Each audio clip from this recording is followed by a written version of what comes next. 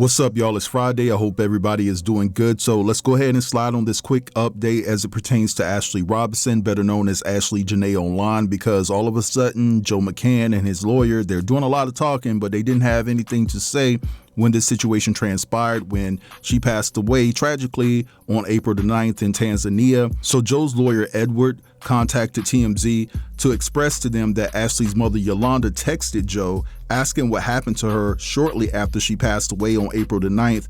And despite Joe being so crushed and not really wanting to communicate at that time because he just lost his ex-fiancé, he responded promptly and appropriately to her text message. Now, according to Joe, Ashlee's mother never replied back, and he claims that he never heard from the family since. But Joe went on to say that he understood that the family was grieving and that they didn't want to accept what really happened to Ashlee, and that is the fact that she deleted herself. Now, Joe goes on to say that he never followed up with the family again because he wanted to respect the family's silence and give them their space to grieve. He said that he would have texted Yolanda back if she would have texted him. Now, Joe also states that the family always had his contact info and could have reached out whenever they wanted, but they never did. Now, first off, Ashlee's mom shouldn't have had to text you to see what was going on with her daughter. You should have called her immediately. The family, her parents, should have been the first person that you picked up the phone to call to let them know what happened. No matter what the optics look like, no matter what they would have thought, you shouldn't be a coward in that situation, right? That was your fiance at that particular point in time. Respect the family, give them a call. If you're in the clear, why can't you face them and talk to them and let them know what happened to their daughter? There's something going on here. And I'm not going to go down this road because you guys who follow me tight, you already know my position on this. But at the end of the day, the reason why he didn't pick up the phone and call them initially, and the reason why he didn't keep contacting them, is because he's fucking guilty. In my estimation, it just seems like Joe threw the towel in early, like he just threw his hands up. You know, because they didn't respond to him, he felt like, hey, I'm just going to step back and give them their space. No, you wanted to give them their space. You didn't want to have conversations about it. You didn't want to answer hard questions because, in my opinion, you needed time to get your story together. Now, listen, what he's saying may be factual, but I'm sorry. If I'm in that predicament and my fiance passed away while on a trip with me, listen, her parents are going to have about 40 missed calls, 40 voicemails, texting. I'm communicating each and every chance that I get. Now, if they don't want to respond, that's on them, but the proof is in the pudding. You can't say that I haven't reached out and left a plethora of voicemails letting you know what went down, no matter how they feel about the situation, no matter if they think I'm behind it, right? It's all about respect. Because if I'm in the clear and I don't have anything to hide, why won't I vigorously keep contacting the family until I can get someone? I mean, just think about it, y'all. Ashlee was supposed to be the love of your life. And you mean to tell me you only reached out to Ashlee's mother when she actually reached out to you? That's so arrogant to me. And then you're going to blame it on the fact, well, I understand that they're grieving, so I don't want to bother them. No. I'm bothering the hell out of them. And listen, I would have took it a step further. I would have contacted the police in the city that Ashlee's parents live in and sent the police to their house to see what was going on, to let them know that I'm trying to get in contact with them. Hey, listen, this is Jay. My fiance just passed away in Tanzania. I've been reaching out to the family. The family reached out to me. I haven't heard anything back. I just want someone to go and touch base to let them know that, hey, listen, I'm trying to get in contact with them. Could they please call me? That's the type of brother I am. But no, not Joe, you hoe. He's been in contact with TMZ more than he's been in contact with the family. You know what I'm saying? And now he's telling TMZ that, hey, he's getting attacked online. People are blaming him for the passing of Ashlee.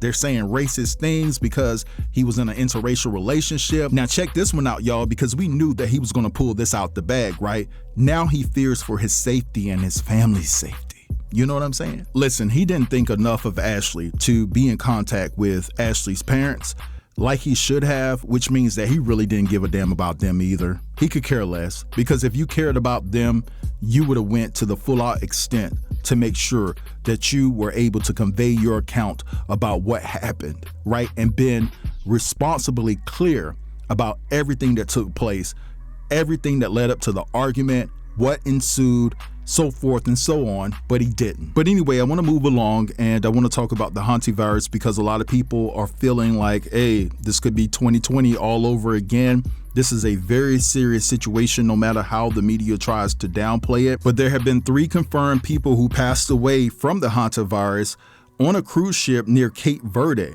And the deceased include a Dutch couple and a German national, with a total of 8 suspected or confirmed cases that have been reported. Now, the outbreak has been linked to a 45-day trip that began in Argentina, which took place on April the 1st of 2026 this year, with the virus potentially contracted during a bird watching excursion. Now, what's interesting about this dynamic is the fact that there were passengers, including Americans, who left the ship around April the 24th after a passing on board, and now they're being watched for symptoms for 42 days. Now, there are residents in at least 4 states that are being monitored, and those states include Georgia, California, Arizona, and Virginia. And then there's also at least 2 individuals in Texas that are also under observation. Now, what I want to do right here is leave this up to my friend, Dr. Terry Simpson, to explain to you all what's going on. And then immediately after he's done speaking, I'm going to cut you to a clip that involves Bill Gates talking about another pandemic, okay?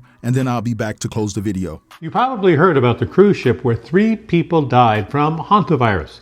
The cruise ship is currently off the port of Cape Verde in South Africa. Hantavirus has been found in the United States. You probably remember that the wife of Gene Hackman died of hantavirus. There have been about 684 cases of hantavirus in the United States just in the last year. Hantavirus is typically spread by mouse droppings or mouse urine, which is one of the reasons why we caution people that if you find mouse droppings in your area, please don't vacuum them up. Use Clorox wipes or other areas to pick them up so it doesn't aerosolize a potential virus. Hantavirus is rare in some areas and endemic in other areas, like in New Mexico. So it's worth checking with your local health authorities to see if you are at risk for it. This in a cruise ship is rather rare, although it does make one think that there might be rodents on the cruise ship, which is not an unusual thing to have happen. But they're currently being quarantined and kept offshore. The first person that died of the hantavirus died about 2 weeks ago, and his wife died shortly thereafter. Hantavirus typically presents like a flu-like symptom. A little bit of a cold, a little bit of a fever, maybe some abdominal pain, and it gets progressively worse from there. Again, it's exceedingly rare, and finding it on a cruise ship is even more rare.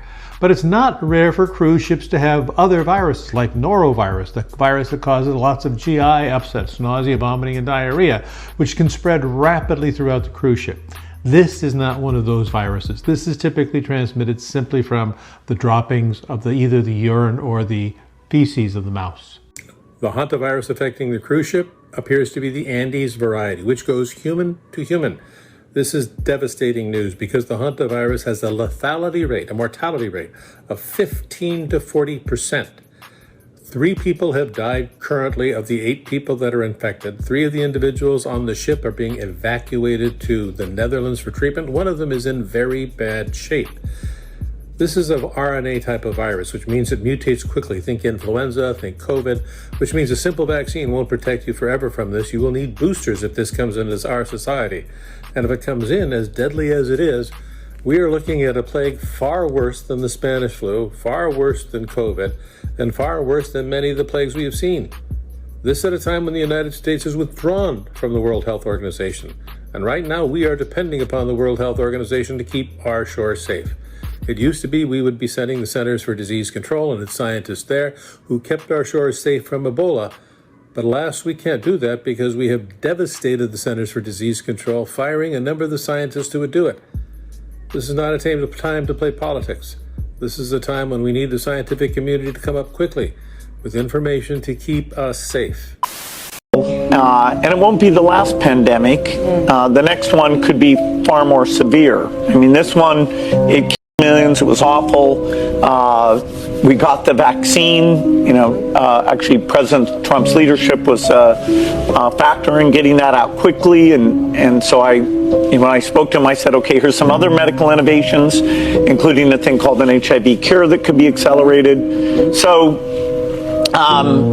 we should be more prepared both for a pandemic. I'd say that's still number one. You can worry about nuclear war. You can worry about AI. This There's sounds like fun. plenty to worry about.